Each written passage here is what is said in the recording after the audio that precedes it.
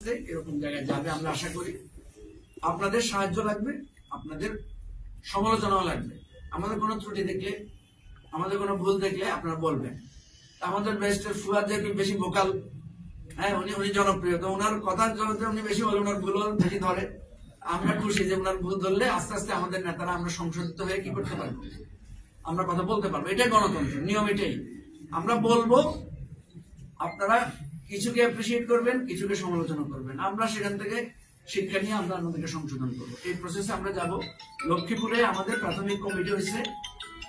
আমাদের দলটাকে এখন আমরা প্রথম থেকে গণতান্ত্রিক ভাবে আমাদের সংবিধানের আলোকে আমরা কাউন্সিল করতেছি। আগামী 11 তারিখ আমাদের কাউন্সিল, সেখানে আমাদের নতুন চেয়ারম্যান নির্বাচিত হবে, সেক্রেটারি নির্বাচিত হবে। ইতিমধ্যে আমাদের এক্সিকিউটিভ কাউন্সিল নির্বাচিত হয়ে গেছে। এরপরে আমরা জেলা ভিত্তিক কাউন্সিল গুলো করবো। আমরা আশা করতেছি লক্ষ্মীপুরও আমাদের কাউন্সিল হবে।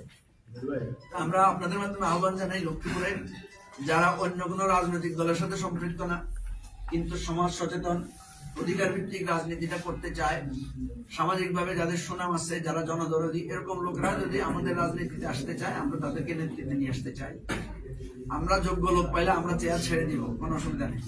কিন্তু আমরা মনে করি বাংলাদেশের ভবিষ্যতে রাজনীতি করতে হলে অধিকার ভিত্তিক রাজনীতিটাই সবচেয়ে, কারণ এটাতে কোনো বিভেদ নাই।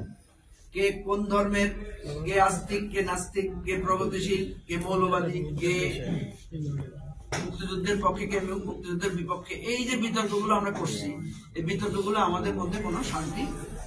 আপনারা এখানে অনেক বয়স্ক মুরব্বীরা আছেন। পৃথিবীতে যত যুদ্ধ হয়েছে, যুদ্ধের সমাধান হয়েছে সমঝোতা দিয়ে, টেবিলে বসে সমাধান হয়েছে, সমঝোতা দিয়ে হয়েছে।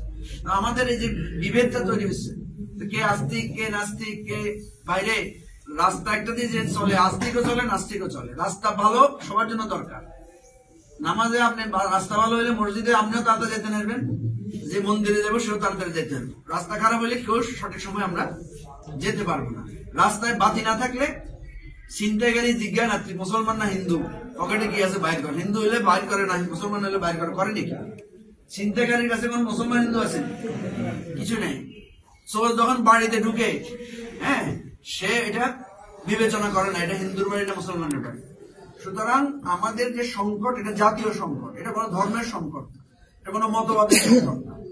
রাষ্ট্রটাকে সুন্দর করে করতে পারলে আমরা সবাই সুন্দরভাবে থাকতে পারবো। আমাদের এটা আপনাদের প্রতি এই আবেদনটা পেশ করলাম। আপনারা যদি আমাদের প্রতি কোনো নসিহত থাকে, পরামর্শ থাকে, উপদেশ থাকে, যদি কোনো সমালোচনা থাকে, আপনারা করেন। আপনাদের কাছে আমরা হাজির আছি।